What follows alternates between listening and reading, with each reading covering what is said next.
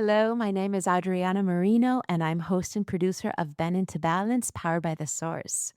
Today, I am with Laura Evenglow, therapist originally from Georgia and who has been living and working in Bend since May of 2024, so just a little over 2 years ago. Laura, thank you so much for being here. Thank you so much for having me. It's an honor. Now, tell me about yourself. How did you get into, you're a licensed clinical social worker. You work as a therapist. How did you choose this field for Oh, yourself? well, this field chose me, to be honest. I always say that if you want to know what you're supposed to do in life, look at your own healing journey.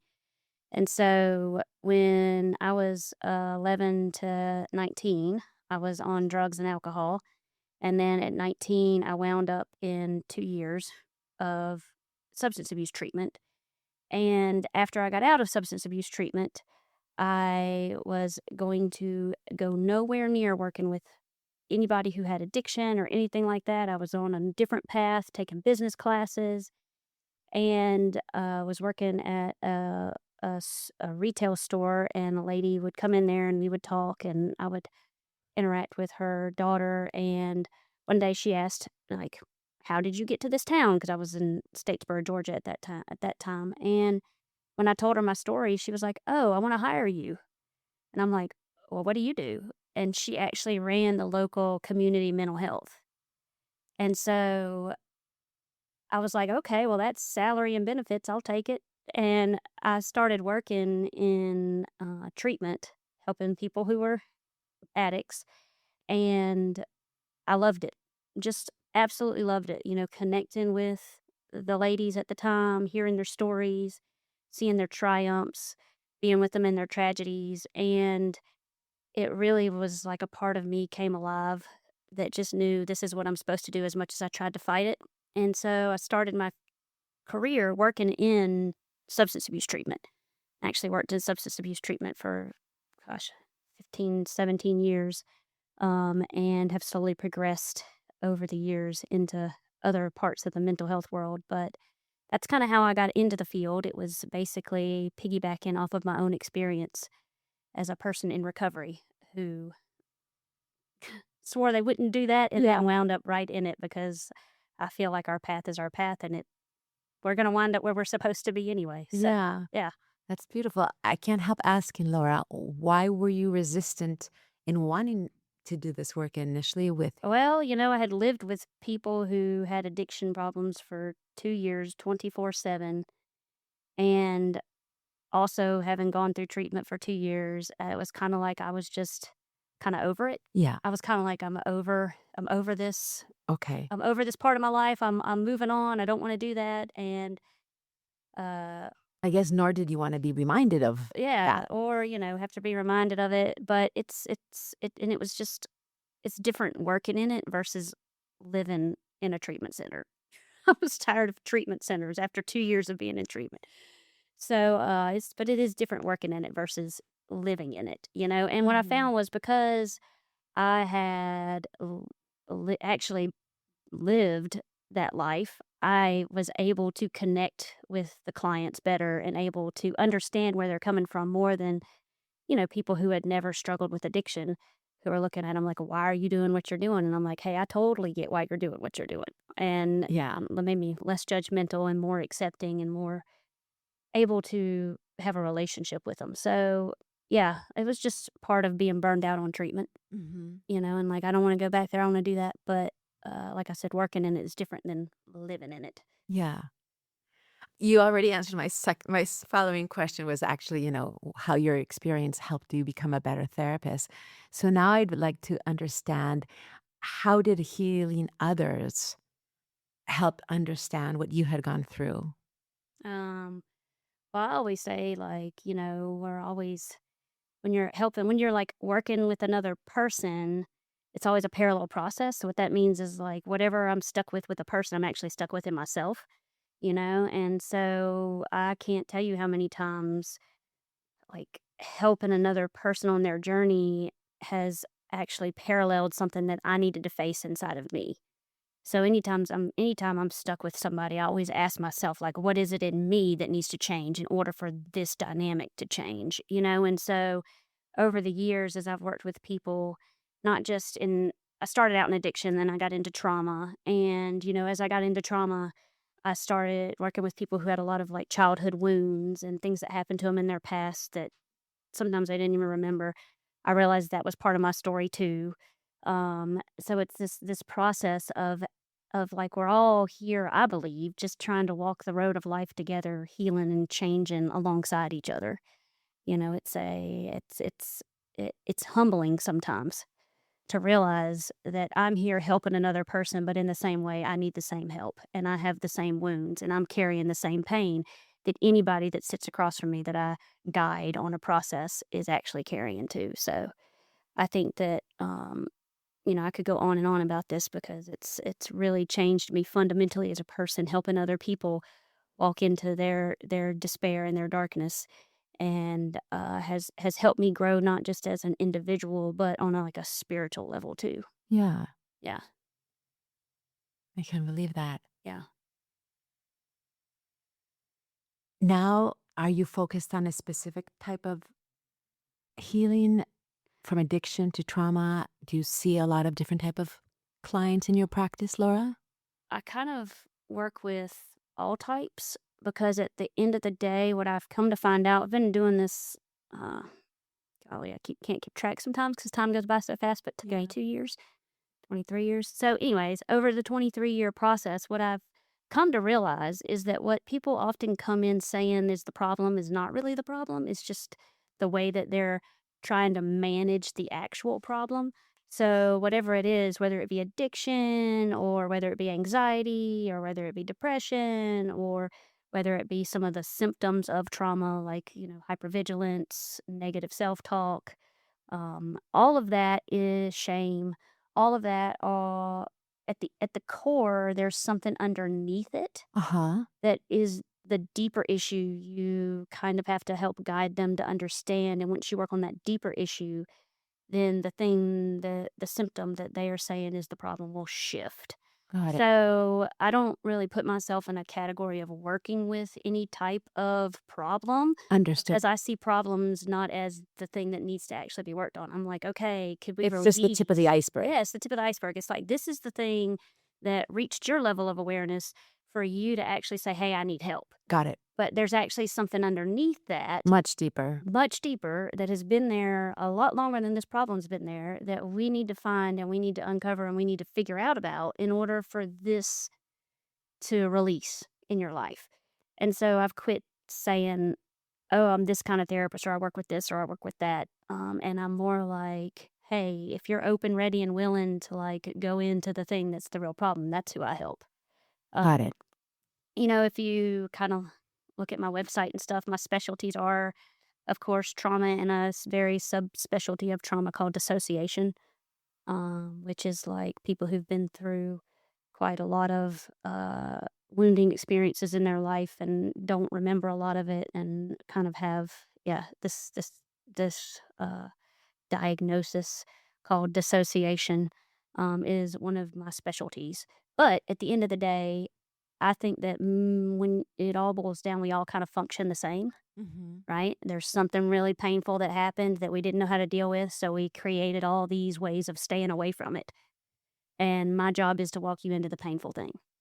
And when you walk into the painful thing and you come out the other side, you actually get control and you get freedom and you get what I call emotional sovereignty, which is the ability to kind of like stand in your own center of gravity without being pulled left and right by the world.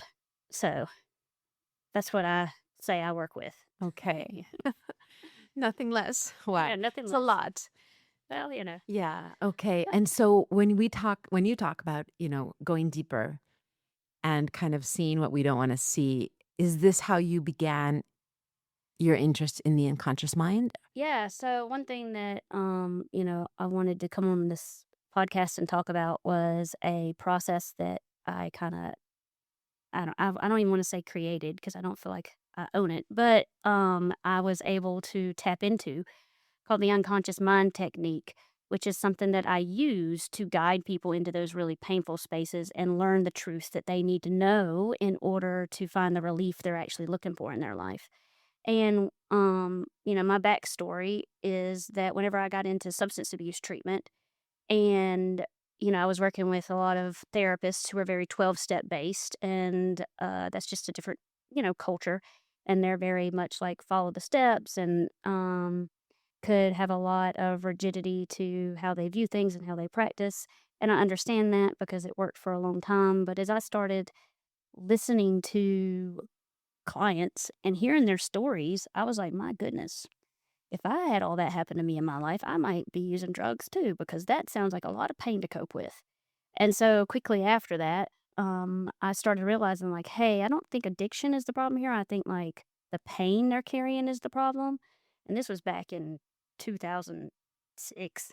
So, Like 2006, yeah, like 20 years before ago. Uh-huh. trauma was a big thing in the mental health world. Like it's a big thing in the mental health world now, but I had put this piece together way back then. Yeah. And I went and got trained in EMDR, which is like a trauma processing model that's really popular today. Back when I got trained in it, they were looking at me like I was, bringing in my witch's pot and brew.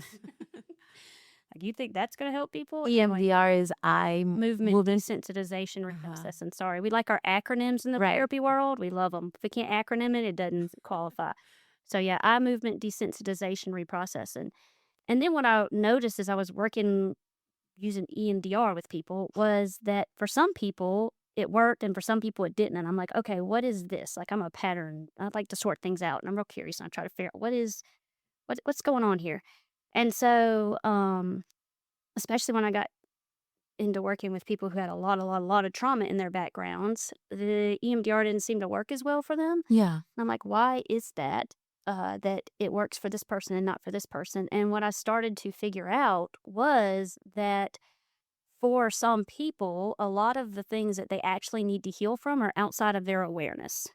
Okay. They're in this place called the unconscious mind, which is not a new term, right? I Right. mean, the person who's most associated with that, I guess, would be Freud.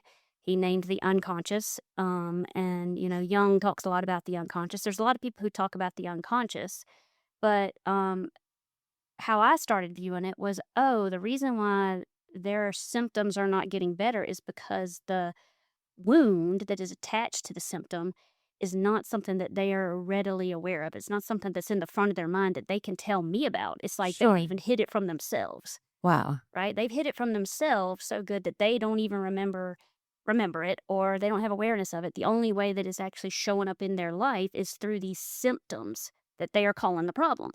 And so I started to like notice that and I started to get curious about it and I started to kind of uh consult with people about it and ask questions. And somebody talked to me about I am trained in hypnosis. I'm trained in a lot of different things, so I understood the unconscious and how it works, but I also like felt like something was missing from it Mhm. in terms of hypnotherapy and how they go about working with the unconscious. It just felt to me it didn't fit my nervous system. Some of the ways that hypnotherapy works with the unconscious.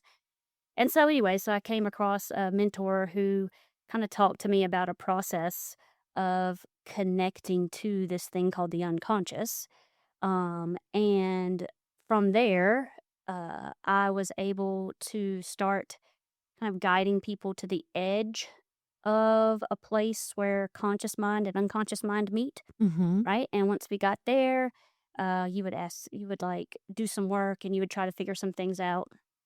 But one day, I was getting impatient with the process, and something in me kind of said, like, "Hey, instead of being on the edge, why don't we go into the unconscious? Why don't we, like, just go into this place called the unconscious mind and take a journey there and see if we can't partner with it to actually give us some of the answers and kind of, like, speed the process up?" Uh-huh. And so this person I was working with, I was like, "Hey, I'm feeling like we need to go into the unconscious. What do you think about that?" And they were like, "Okay." And so I guided them in this process of stepping over like this sense, this feeling, this image they had inside that separated like their conscious mind, which your conscious mind is all the things that you know, remember, recall. Right. It's where we spend most of our time, Okay. into this place that they could visually see. that felt like they're unconscious, right? And so I helped guide them into that. And as I guided them into that, I kind of somehow was able to just know how to interact with this place in a way where I could ask it questions. And as I asked it questions, it kind of guided us Uh-huh. to the place where we could find out the thing that needed to be known for that person's symptoms to go away. So that happened. And I was like, well, that was cool. I wonder if this works with other people. And how did that experience sit with your first client who Oh, she felt better. She was like, "Why didn't we do that sooner?" I'm like, "Well, I didn't think about it. I didn't know." Yeah. And she was one of the people who has dissociation, so they often have a lot of things they have to learn from the unconscious. So it wasn't like it was a one and done. Hey, everything's fixed. Right. But the symptom that we were working on that we couldn't get to budge using EMDR or some of the other modalities I use, like the unconscious mind. I say using the unconscious mind in this way in therapy is like a laser guided missile. It'll take you there so much faster. Mhm. And it'll get you, because I always say to people, like, when you know the right problem and you know what's actually causing the issue, things get better faster. Yeah. And so it's a way to kind of get to the right problem faster. But she was very excited, and that's what we did from then on. Okay. And just to give you a reference point, her type of wounding usually takes decades to successfully resolve, and it took us, sounds like a long time, but considering it took us 7 years. So it cut the time down dramatically. And it also was very much, to me, it's a gentler process, and it's uh, just more humane because, Mhm. like, the horrible thing about working with people who have trauma is a lot of times to heal the trauma, you gotta kinda like touch in, refeel, go back through the trauma, and it's painful to be a part of that, it's painful to watch. So one of my goals as a therapist was always like, how can I find a way to help people heal with in the fastest way possible with the least amount of suffering, Yes. right? So you shouldn't Mhm. have to suffer to heal. And so one thing that I found when using the unconscious mind, or when going into that place called the unconscious mind, is that it almost creates like a bubble of safety, or a bubble of comfort, or a bubble of separation around people that allows them to really go towards painful stuff Uh-huh. without having to refeel it, and kind of have to kind of go through all the things you sometimes have to go through whenever you're helping a person work through a trauma. So yeah, she was very much on board with that too. She was very much like, "Yes, that was so much better than what we've been doing." Okay. And so I did it with that first client, working with the unconscious, and over the years, I have that was back in 2013. So over the last 13 years, I've just been on my own journey of, like, figuring out, what is this? What who all does it work for? When do I use it? When don't I use it? And what I've figured out over the past 13 years is that for a lot of people, what they need to know to truly feel better, and I'm not talking about, like, better on the surface level. I'm talking about, like, a lot of people, if you talk to them, have this one wound inside of them that they've just learned to live with. It's like, it's just there, it's part of who I am, maybe it's my makeup, maybe it's my personality. I just know it's there, and it's just something I'm gonna have to live with the rest of my life. And so what I found over the last 13 years is that most people have something that's out of their conscious awareness that is driving a symptom in their life that they feel like they've just resigned to living with, that w- once you go in the unconscious, and you can use the unconscious to find out what's underneath that symptom, and that symptom will actually resolve. So most people work like this. Mhm. And people always ask me, well, I don't know if I don't remember things. I'm like, well, what'd you eat last Tuesday? Yeah. What'd you eat last Tuesday? And they're like, I don't know. I'm like, well, if you can't remember what you ate last Tuesday, Yeah. So how true. how I do you mean, expect to know what happened when you were 2, or when you were, during birth, or when you were a baby, or when you were, it's like, I'm like, we all have something. yeah. that is stored outside of our conscious awareness in our working memory system. We all have it. And I suppose too that it's kind of a defense mechanism that we have Oh, to kind of forget things on purpose, yeah, yeah. just not to remember and bring up that pain. And I don't think it's it's like I tell people, I'm like, when you're a kid, Yeah, you're the one thing you have to do to survive is have somebody you attach to. Somebody that you say, this is my person I feel safe with. right. And for some people, that's a conflict because the person is not safe. And so they have to take anything that would tell them this person's not safe and put it in the basement, as I call it, like the basement of their mind. Mhm. And then they create a narrative that helps excuse that person's behavior. Like if I were better, they wouldn't act this way. If if I could just do the dishes, if I could get this done, if I could, then they wouldn't be this way. Or it's my fault because I did this. So it's like they create this narrative that basically Justifies and justifies or yeah. accuses the person of whatever they're doing, or they just completely blank it out because they have to. It's not like it's like you have to do this. You To can't. survive. Yeah. Yeah, you would literally your mind would just crack if the person who is responsible for caring for you and providing for your safety is unsafe and you know that as a kid and you also know you're powerless and you can't get out of that, like that's unresolvable. Yeah. So you resolve it by like hiding things from yourself. And I call it playing mental gymnastics. Say again? Playing mental gymnastics. Plain mental gymnastics? Yeah. So and it's not like you choose it. It's like this is what the mind does. Right. The mind does this. And so there can be things that we just don't know that are outside of our awareness because they had to be. And what I always say to people is like, if a symptom is showing up in your life, if there's something in your life, how do you know a symptom? A symptom is something that feels like this is not something that I'm okay with, right? Mhm. Like, I'm not okay with this. That means it's not in line with your highest self. Yeah. And so if there's something in your life that you're doing or you're feeling, you're experiencing that's not quite in line with who you feel you are, that's a symptom. And symptoms are not the enemy. They're actually kind of like a flare gun that says, hey, there's something down here that you need to remember and know in order for me to feel better. Got Right. it. So it's kind Yeah. of like our body's organic way of restoring us to health. Uh-huh. Just like if you had an organ that had problems, you would want it to give you a symptom before it completely went out, right? Sure. So So we know that we have yeah. an issue to take So, care of. oh, hey, I need Yeah. to get this taken care of. It's the same Mhm. thing with the psyche, right? The psyche Right. has symptoms. Otherwise, we'll just don't keep going along and have mental breakdowns. So, for most people, the way it works is that there is something outside of conscious awareness, meaning outside of what we know about our life, that is causing the symptoms that just won't shift. Yes. Right. So Got I it. say to people like, hey, if you go to therapy and whatever y'all do shifts the symptom, then hey, that's what was needed. But if there's something you've been working on, and it's not shifting, it's probably because it's in the unconscious. Makes Right. sense. And Yeah. so this process I created, the unconscious mind technique, is a way to kind of go into the unconscious and ask it honestly. I partner with it and I ask it to help us understand what we need to know in order for that symptom to shift. Mhm.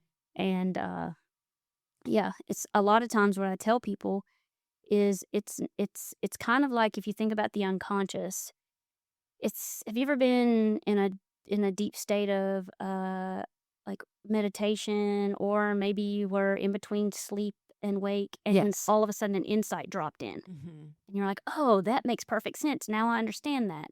Or you got some awareness or you got some direction from inside yourself about what you needed to do or how which direction you needed to go. Like that's the unconscious, right? It's this place inside of us that does have all the answers we're looking for. Because one of the beliefs I have as a therapist is I can't tell you. I can't tell you what to do. I can't tell you what's causing your problem. I have theories and I have all this stuff that I learned at school, but honestly, most of those don't pan out when I take people in. Like, what is actually causing their problem doesn't fit neatly into a theory. But I know that what you need to heal is inside of you. My job is to guide you there and to ask the right questions so that the truth you need to know can be revealed so that you can have the power in your life back. Like, Mhm. that's what I do. That's why I'm like, Yeah. I call myself a therapist, but I do I do different, you know? I'm like, Yeah. "Hey, my job is to guide you on a journey into yourself." So because I know that inside you is where the answer you're looking for is. So, that's kind of the unconscious mind in a nutshell and my journey with it. That sounds very empowering for the individuals. Yeah, it is, and it's always fascinating because a lot of times they're shocked by what the answer is. They're like, "Whoa," but you know what they say? Because a lot of times people think a lot of times the fear of the pain is worse than the actual pain. Because I walk people into pretty, horrific stuff sometimes, and on the other side, they feel better. They're like, "Wow, now I make sense." Mhm. Because what it's all about is self-compassion.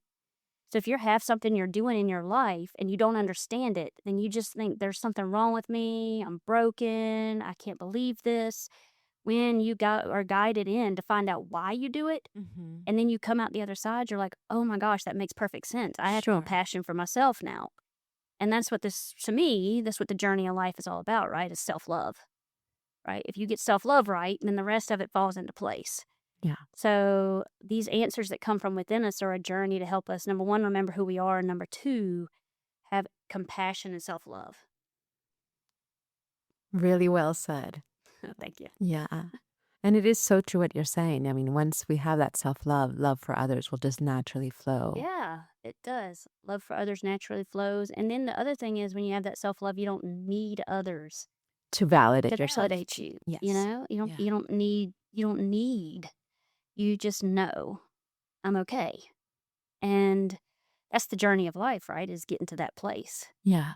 Because a lot of us were taught different by people Mhm. who were taught different. And it's generational, a Yeah. lot of times. So that's why I love the unconscious mind. I mean, I don't even feel like this is doing it justice because it's to me it's the most powerful healing tool I've worked with, and that's I'm biased because I feel like it is my baby, but I've also trained other therapists in it. Oh, really? And I mean, a therapist who I trained in texted me today and was like, "The unconscious mind is so cool," and I'm like, "Yeah." And she said, like a client who I've been stuck with for for months and months and months. We did 2 hour unconscious mind session, and it shifted. Wow. And, like, that's the power of not even the unconscious mind, but the power of taking people deep enough so they can find their own answers. Mhm. Is that the key that to the unconscious mind, Yeah. the power of it? Just having the client see what they haven't been able Yes. to see? Yes. I always say that it's about remembering the truth you had to forget in order to survive. Remembering the truth that you had to forget in order to survive. Yeah. And these little moments where you gave your power away, right? Where you had to give your power away in order to survive. Like, for instance, I was talking to a person before I came here about, like, how when you're, for some people, when they're a kid and they're raised around, wounded adults, there can be negative messages said to them over Yeah. and over and over again. Yeah. And I feel like what I see with people is like, for a while, the psyche fights that. And the psyche's like, no, I'm not going to believe that. I'm not going to believe that. I'm not going to believe that. Like this. But then there comes a point where it's almost like the pressure of those messages becomes so much. And it's that whole who do I choose, me or attachment, that we almost align with them and we accept them as true. Mhm. And those moments are fundamentally shape our default programming of how we run the world and how we run the life. And so remembering those moments and remembering what was going on when you agreed to give your power away, when you agreed, like, I'm going to believe your truth over my truth. And then choosing, like, no, no, I see it now and I'm no longer doing this Got it. is part of how you kind of get your power back. Is realizing, like, that's something I had to do in order to survive was That to believe your story. point of view Right. over mine. Mhm. However, now that I'm an adult and I'm older and I don't need that anymore, I'm choosing to release myself from that. And so a lot of times in the unconscious mind, it's not just about learning things we forgot. It's about learning these little moments where it was a battle of like us versus the caregiver, and we aligned with the caregiver to survive, and now it's time to let that go. So, um, there's all kinds of ways that we had to adapt to survive, Yeah. and we didn't call it us. Right? Then we think it's like who we are, and it's not who we are. If you peel it all back, We're so much more than those adaptations. And what I love about the unconscious mind is that it's like the best way to peel all that back, because what it's ultimately guiding you on is a journey to truth about who you are. Because when you remove all that, you get to see who you are and the essence of who you are. And a lot of times I don't take it there, but that's when it turns into like kind of soul work and like understanding who you are even beyond this human body. Got it. On a more That's what spiritual level. on a spiritual level. Yeah, it takes you on a spiritual journey. So, um, yeah.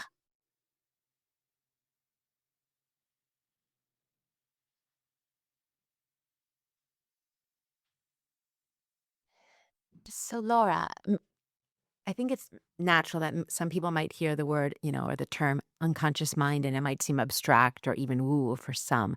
How can this actually show up or appear in a session? Yeah. How, what kind of clients have you seen where you have definitely been like reaffirmed of the power of this work? Oh, well, most of them. However, I get that. I want to just take a moment and say to people, I get the abstractness of this concept of the unconscious mind. And I constantly am like, "Oh, am I right or am I wrong about this?" And then I work with clients and I'm like, "Oh my gosh, this can't be denied." And so what it looks like in a session for me is a person shows up and they're talking to me about whatever the problems are in their life. And my first goal is to kind of hear the one that matters the most. And then once we agree that, yeah, that's the thing that if it changed, I would feel better, then I kind of guide them on this journey and ask the questions to get to the root. And so a client I worked with the other day, just to put it into some, real life examples, showed up, and he's somebody I've worked with several times. And he, this day, what he showed up was this place of feeling like the place he was in life, which is a pretty tough place right now, is just hopeless and never going to end and feels completely endless and like there's no point. So he was stuck in some learned helplessness, as I call it. And I'm like, hey, that's not really like the way you operate usually. So I think that's probably the thing we need to work on today. And so he agreed, and we went in the unconscious mind. And as we went in the unconscious mind, what we got to was a 4-year old who and how the unconscious mind gives information isn't straightforward. Like, it's not like me and you sitting here talking, it'll Yeah. give me a blip here and a blip there, and it'll tell this, and it speaks in metaphors and it speaks in riddles, I say. That's like my expertise, is figuring the riddle out. But as we followed the trail and we figured out what was happening, this 4-year-old kind of showed like a line going back of all the paternal figures, right? It was like a Uh-huh. line. It showed like dad and granddad and great grandfather. And I was like, okay, so Patterns that had been yeah, repeated yeah. And from it was like, I was like, okay, so is this generational? And it was like, yes.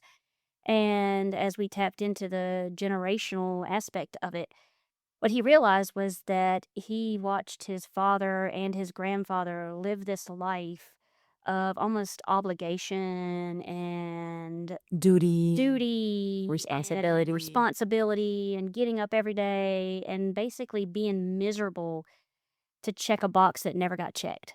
Right? Like the box never got checked because they both are, or his dad's still alive, but his grandfather died in a place where he was still not happy and his father is not either. And so he's like, oh my gosh, I'm seeing that they both were living in this dutiful, obligatory, responsible way, kind of work yourself to the bone to try to Mhm. accomplish something. Got it. Yeah. And I'm like, "Oh, okay. And then I was like, does that feel like something that you agreed to?" And he's like, yes. And I was like, okay, so let's go into that agreement. And as you go into the agreement, can you feel it and tell me kind of what is the agreement? I can't quite remember the agreement right now, but it was kind of like, this is what you do. Don't fight it. This is who you are. This is what you're meant for. It's never going to end. Mhm. So, see, that matches exactly what he was saying. His problem was, it's endless. It's hopeless. What's the point? Right. And so, as I guided him into that and he realized that, I'm like, do you want to keep that? Like, do you want to keep it? Yeah. Do you want to keep that? And he's like, pardon my French, but hell no. Yeah. I'm like, perfect, because you have the authority to break it today.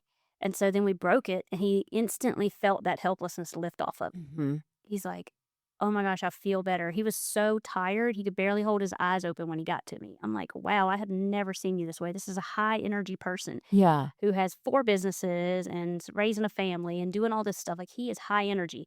And I'm like, "I have never seen you this tired." And I literally saw it lift off of him, and he was like, "Whoa, I feel Wow. better."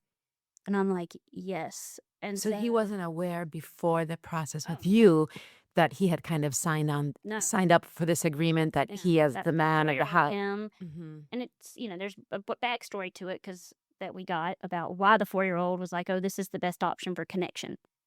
Like, Oh, this is how I'm gonna be accepted, this is how I'm gonna be loved, this is how I'm gonna feel connection is got by it. aligning with the men of the family. Sure. And it didn't work, right? It just kind of instantly felt like bondage, even to that 4-year-old self.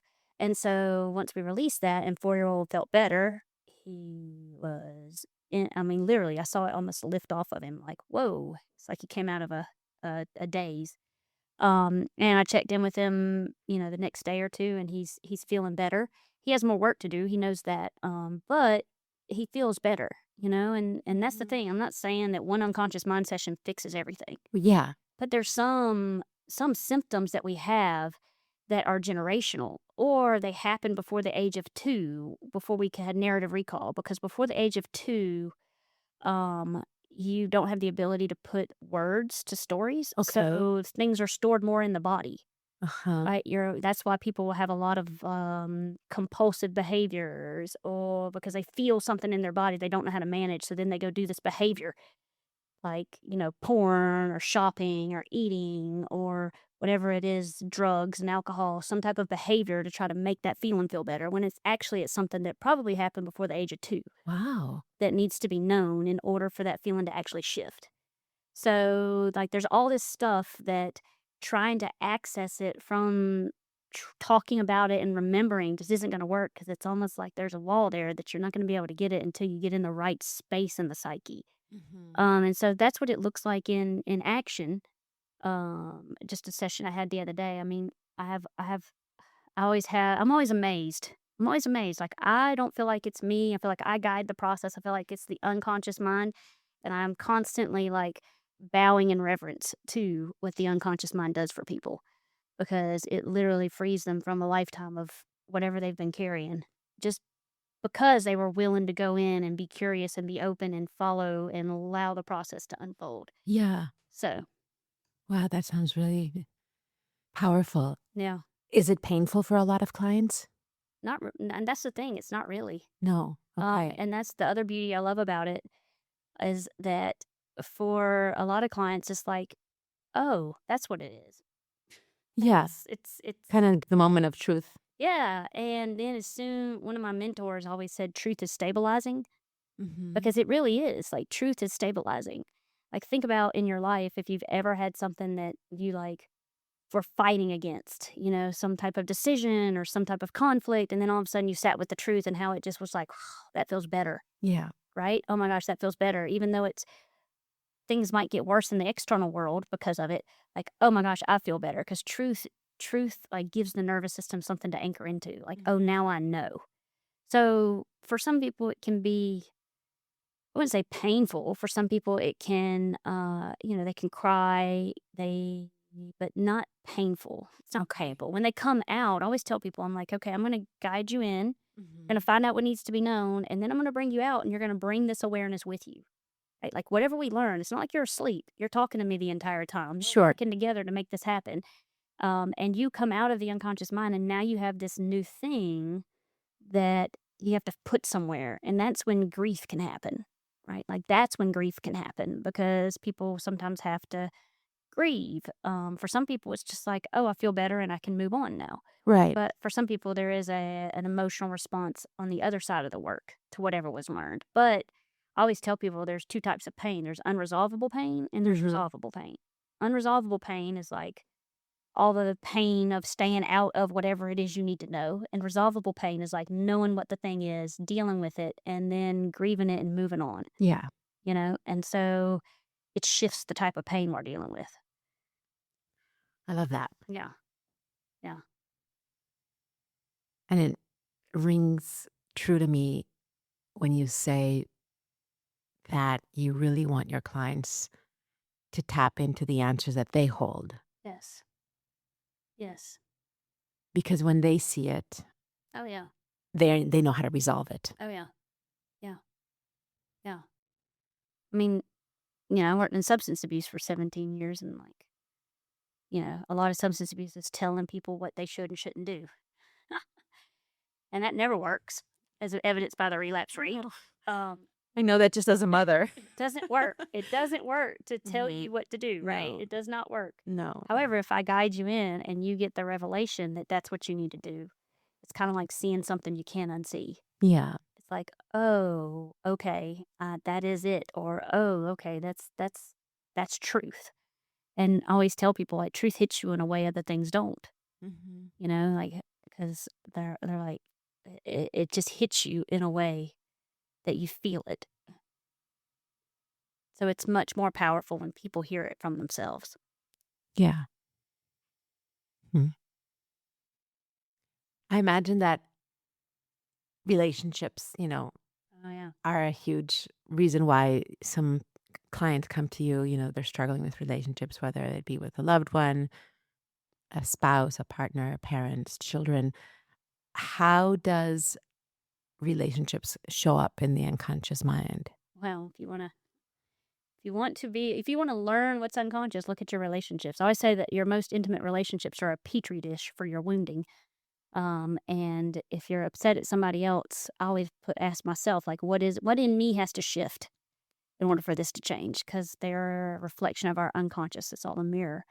But in the unconscious mind, when people come to me, it's kind of its own skill set to not listen to their narrative. Mhm. So if they come to me and they're talking about like their person and how their person is getting on their nerves or how their person's doing this and their person's doing that and like I'm like, "Okay, so could you pause for a minute and hold suspend what you think the problem is and tell me, like, what is that person making you feel, right? Like, not good enough, misunderstood, whatever. And could you sit with the idea that they're not where this started? That was already there. They're just feeding into something that was already there, right? And we could go in and find out like where this actually started. And if we go in and find out where it started, then that person will no longer either they won't trigger you like that. Yeah. It's quite interesting. So I had Wow. a That makes sense. and so it's like Yeah. people trust me. I'm like I do this all the time. I'm like, listen, they are not your problem. Mhm. You got to figure out like what inside you is either allowing them to stay in your life or what inside you is being triggered that you're like wanting them to change to make you feel better. That's not ever gonna work, like I said, Right. they'll just be tap dancing their whole life trying to make you feel better. It's like they're triggering something inside of you, and they're supposed to because it's a journey, and we're supposed to be triggered so that we can then work on it. But, I've worked with people with relationship issues all the time. The hardest part about relationships issues is not buying into the fact that it's a relationship issue. So, I had a guy who came to me and, he one of his things was that he would kind of become super, super, super anxious at his partner wanting to do anything without him. Right? I has all Uh-huh. this super anxiety and kind of like Feeling left that night out. she returned, he would basically explode on her because he couldn't deal with his own anxiety. So he would lash out at her. And she was at the place where she's like, I don't even want to go anywhere anymore Oh. because it's not worth it, right? Oh. And, That's you know, he knew this was a problem, so he comes to me and, he has all these, like, the litany of things he would say, like, well, she just doesn't include me in things, and she this, and she that, and she this. I'm like, okay, can we take a minute and I want you to tell me, like, what is it you feel when she's not in the room with you? Mhm. And then he told me what he felt, and I'm like, what if we went in and found out where that comes from? And he's like, okay. And so we went in the unconscious mind and it took us to a baby in a crib who was super dysregulated, like crying, screaming. And he knew this, that as a baby he had colic. Mhm. And so he knew that about his history, but he really and truly felt that baby and felt how much terror that baby was in because there was nobody there. And it felt like almost being in a black hole of fear and terror and wondering where's mom, where's mom, where's mom, where's mom, where's mom. Yeah. And that baby, once I guided him in and we were able to kind of understand that baby and understand the baby story better, and he was able to actually connect and take that baby in and provide that baby with some safety and comfort in life today. It again, it's I'm not trying to say it's magic, but I saw him in front of me like, "That feels better." Yeah. And I'm like, "Wow, that he's been living in a triggered baby state for, like, decades." Wow. And You he know? was completely unconscious of It was this. He's unconscious of it, completely unconscious of it. And So all these years he wasn't remembering that no, baby state. no, he didn't remember the baby state, he didn't know, he have definitely wouldn't have thought that the baby state had anything to do with, like, why he didn't like his wife being away from him. Sure. And so, but, you know, ultimately, after we worked together and we found that he was able to let her go do, he was like, I don't even know why I was so worried about it in the first place. Yeah. He was taking Klonopin on an ongoing basis to manage his anxiety. Uh-huh. And it wasn't like he tried to stop that. He just didn't need it anymore. And even his wife was like, he doesn't even carry the Klonopin with him anymore. And that's the beauty of finding the right problem. When I work with people and they're like, I want to stop this. I'm like, well, we could, beat our head against the wall trying to make you stop that. Right. But what if we found the reason you're doing it and solve that? Then that just, you don't need it anymore. Sure, it just will It just resolve itself it by just resolves itself, naturally. Yeah. and so part of, like, how I work is, like, I'm not even gonna talk to you about your Klonopin or your this or letting her go places and doing this and doing that. I wanna find out why you feel, like, super anxious when she's not in the room with you, Mhm. and then we resolve that, and so, it's stuff like that, like, our relationships are just a reflection of something in us that needs to be healed Mhm. if they're dysfunctional. Yeah. They are. They're a reflection of something in us that needs to be healed. Because the more you heal yourself and the more you work on things and the more you uncover all this stuff that you had to forget in order to survive, the more healthy your relationships naturally become. Yeah. And that means some of them fall away.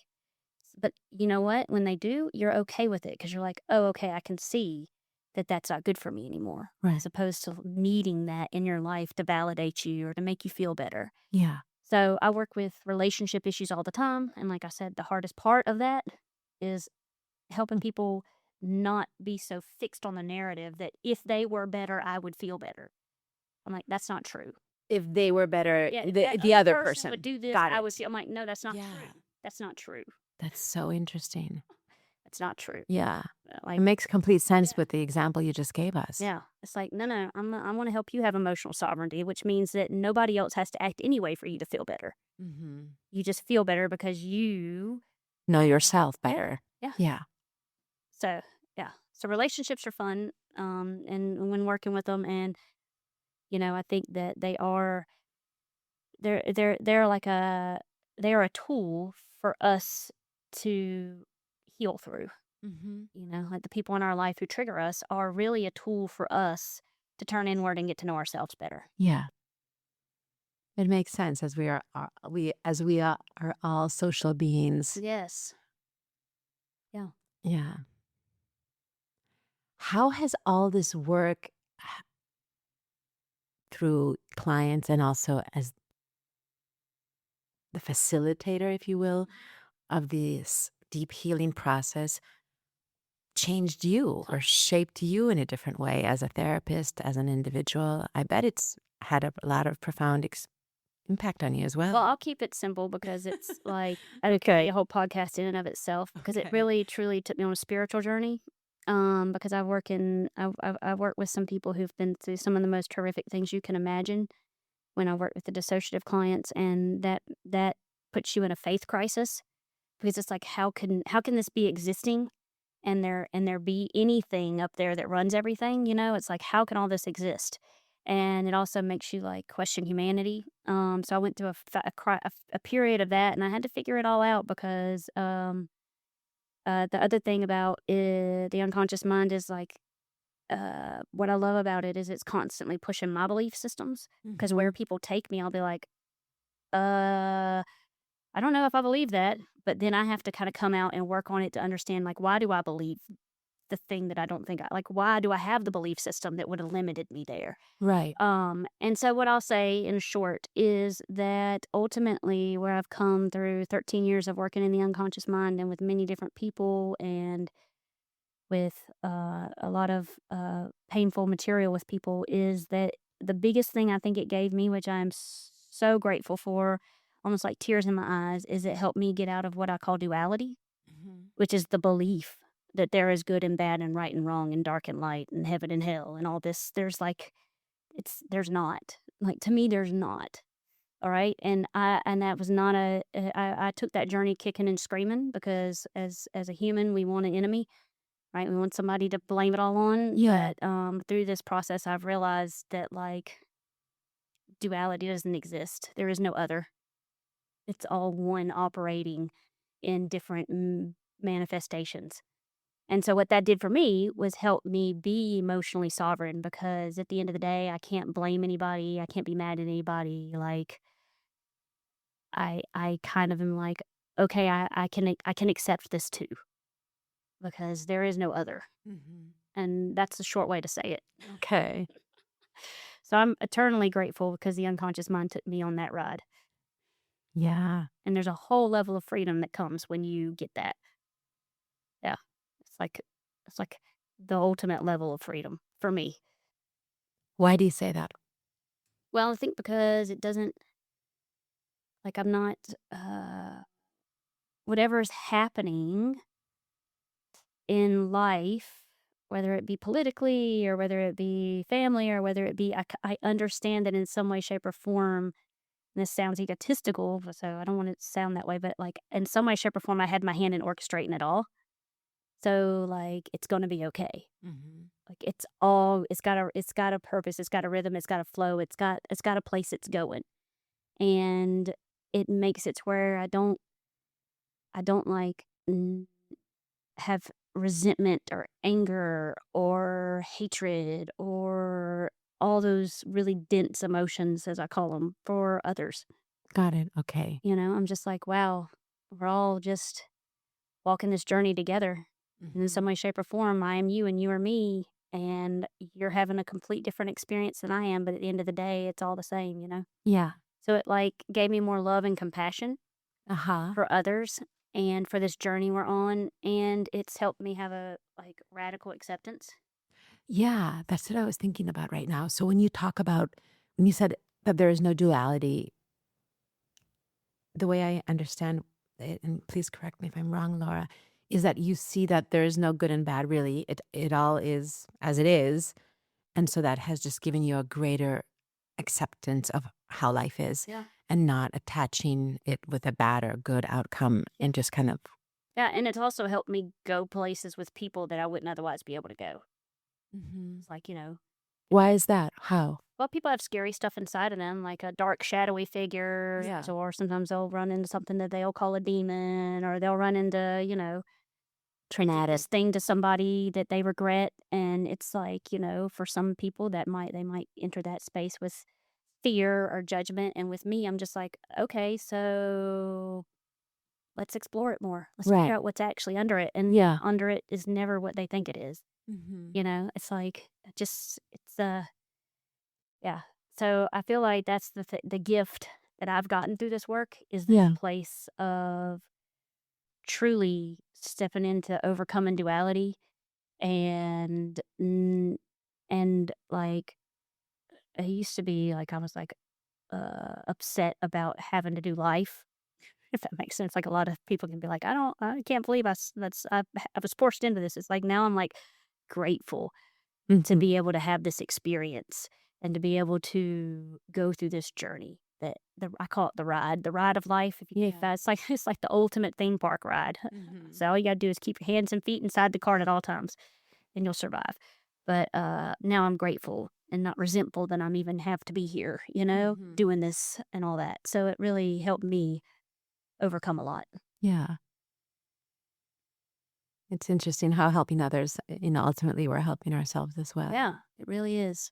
It's that's what it all is, right? I always say, like, if you want to know your, because everybody, and the other thing that people will come to me like, I need to know my purpose in life. I'm like, well, what's your journey been? Yeah. Because a lot of times your journey points to your purpose, right? Your journey points to your purpose. It's just about like surrendering to that and knowing that you're capable of doing it. So I feel like it's a parallel process. Like I'm on a journey and then I get through a part of my journey and then all of a sudden a person will show up with the exact same thing I just worked on, needing help with that. And then Mhm. I'm like, oh, I know how to do this now because I did it for myself. Or if Yeah. they'll show up and I feel stuck with something and I'm like, I don't know the answer to this. And then I'm like, okay, this means I need to figure it out in me. So it's like this parallel process of us all being on the journey together. Mhm. And it's a beautiful thing to be a part of. I love what I do. I am grateful most days that that people allow me to take them into the depths and Mhm. figure out all this together. And I love the network I've built of people who understand the unconscious mind and work in the unconscious mind, and the conversations we have around the dinner table are quite interesting. I can imagine. I would love to hear them. Yeah. Cool. Well, Laura, thank you so much. I guess my last question is, if anybody's listening to this podcast and wants to get in touch with you, how and where can they find you? Yeah. So my current practice is named Advanced Therapeutic Interventions. If you want to reach out to me, if I do unconscious mind sessions here locally. They take around 3 to 4 hours because I'm a therapist who works intensively, meaning that I don't do that hour a week therapy model. I'm like, hey, we're here until this piece of work is done. Yeah. That's how I work. And so I do work here in town offering unconscious mind sessions. So if something in this podcast stirred something in you, like, hey, that sounds like something I might need, you can reach out to me at lauraevenglow@gmail.com.